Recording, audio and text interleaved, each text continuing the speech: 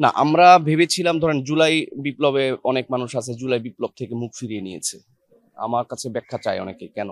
আমি বলব যে বিপ্লব এবং অভ্যুত্থান ২ টা শব্দের মধ্যে যখন কিনা আপনি পার্থক্য করতে পারেন এবং আশাহত হয়ে যান যে বিপ্লবের স্বপ্ন আপনি দেখেছিলেন, এসে দেখলেন গণ-অভ্যুত্থান। অনেক বেশি কনজেস্টেড ব্যাপার, অনেক কিছু মেনে নেয়ার ব্যাপার, খুব বেশি পরিবর্তন করা সম্ভব নয়।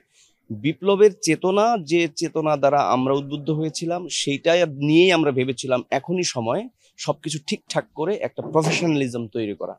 সেই উদ্দেশ্য নিয়েই আমরা সংস্কারের জন্য গিয়েছিলাম এবং আমরা চেষ্টাও করেছি আমাদের মতো। এখন আপনি আগের তুলনায় আপনি যদি অ্যাক্টর সিকিউরিটির কর্মকাণ্ড দেখেন, তাদের কনশাস ব্যাপারটা দেখেন, দেখবেন অনেকখানি অনেকখানি আ শিল্পী বান্ধব হয়ে উঠেছে।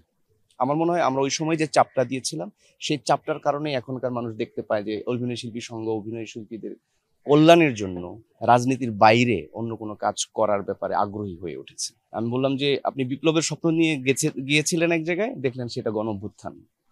এই স্বপ্ন যখন ছোট হয়ে যায় তখন আপনাকে হয় ছেড়ে দিতে হয়, নয় সেই স্বপ্নটাকে আঁকড়ে ধরার জন্য যে শক্তি প্রয়োজন সেই শক্তিটা আমাদের নাই। দেখেন, যে বাংলাদেশ দেখার স্বপ্ন দেখেছিলাম ৭১ সালে আমাদের পূর্বপুরুষেরা একটা স্বপ্ন দেখেছিলেন। ৯০ এ আমাদের পূর্বপুরুষেরা এক ধরনের স্বপ্ন দেখেছিলেন।